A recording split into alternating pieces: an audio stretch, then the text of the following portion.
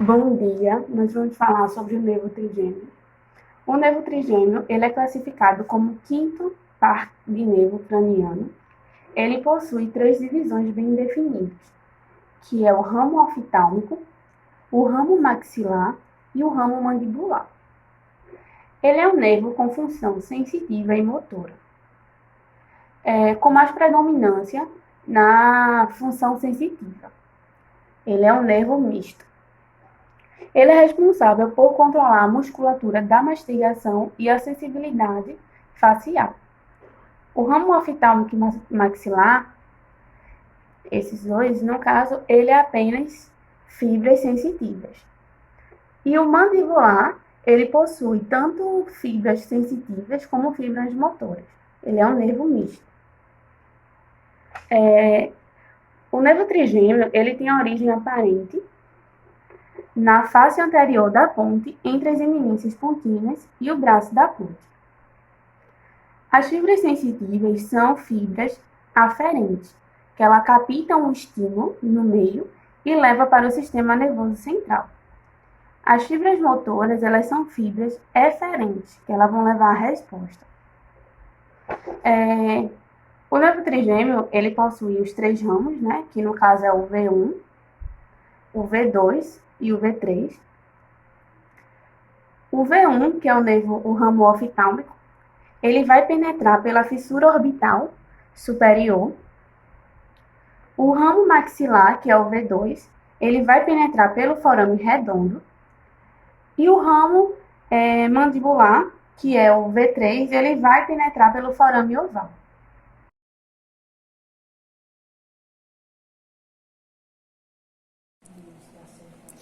Os núcleos do nervo trigêmeo estão localizados no tronco encefálico e na parte superior da medula espinhal.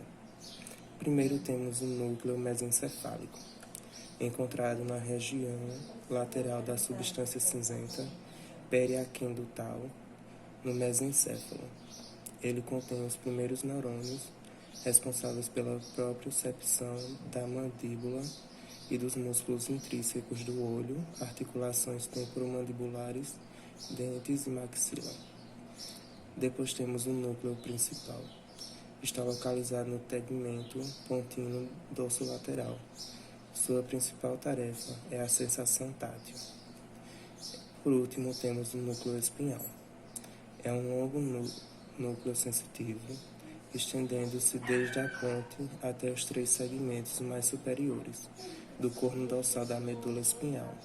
Está relacionado primariamente com a percepção da dor e da temperatura.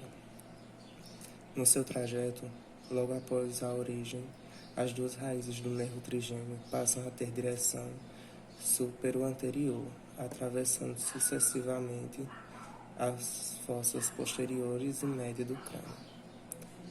A raiz sensitiva e a motora fundem-se com o nervo mandibular. A raiz motora, com situação inicial superomedial, a raiz sensitiva, cruza a seguir a face inferior desta última, indo situar-se lateralmente a ela, no nível da margem superior da parte petrosa do osso temporal. As fibras superiores da raiz sensitiva giram para a lateral e alcançam a ponte no nível inferior ao das fibras inferiores do gânglio.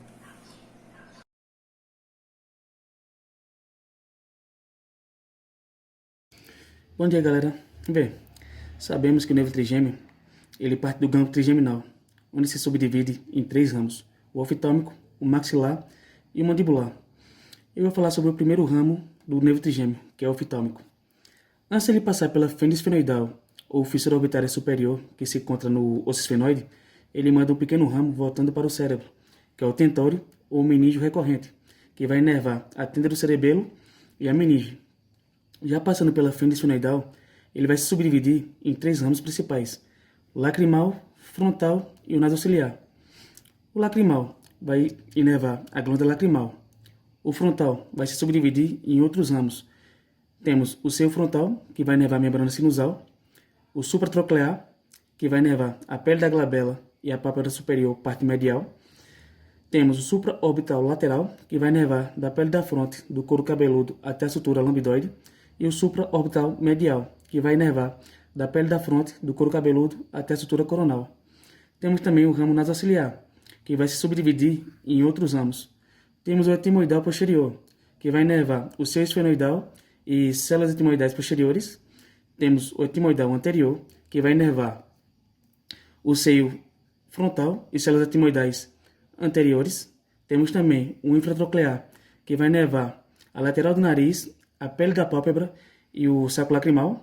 Continuando pelo nasociliar, temos mais dois ramos, que é o nasal externo, que vai inervar o dorso do nariz, e o nasal interno, que vai inervar a cavidade nasal.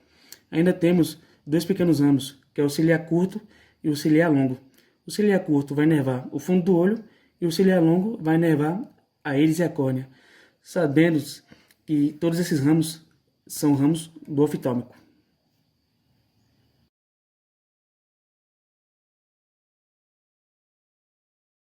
O segundo ramo é o ramo maxilar.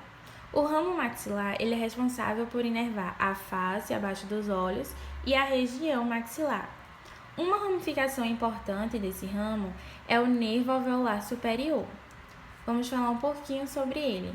O nervo alveolar superior ele é responsável por inervar todos os dentes da arcada superior e ele é subdividido em 3 nervos. O nervo alveolar superior anterior, que é responsável por inervar o incisivo central, o lateral e o canino. O nervo alveolar superior médio, que é responsável por inervar o primeiro e o segundo premolar e uma raiz do primeiro molar superior. E o nervo alveolar superior posterior, que é responsável por inervar o primeiro, o segundo e o terceiro molar superior.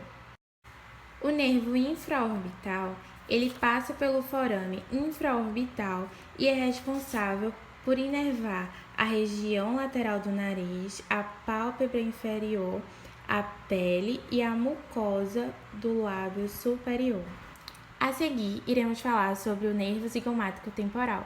O nervo zigomático temporal ele é responsável por inervar essa porção mais anterior da pele da fossa temporal e também a porção lateral da fronte. Em seguida, teremos o nervo zigomático facial, que ele é responsável por inervar a pele que recobre o osso zigomático. Teremos também o nervo nasopalatino. O nervo nasopalatino ele é responsável pela inervação da extremidade do palato.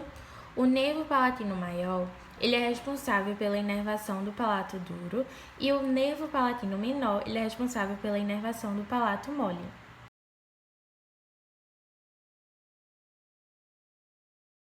Ramo mandibular, terceiro ramo do nervo trigêmeo, responsável pela sensibilidade da porção inferior da face, que é a região da mandíbula, e o assoalho da cavidade oral. Além disso, ele fornece ramos motores para todos os músculos mandibulares, incluindo os músculos da mastigação. O trajeto é dividido em trajeto anterior e o trajeto posterior. O trajeto anterior é responsável pela inervação motora dos músculos da mastigação e sensitiva, que é da mucosa, da pele e da bochecha.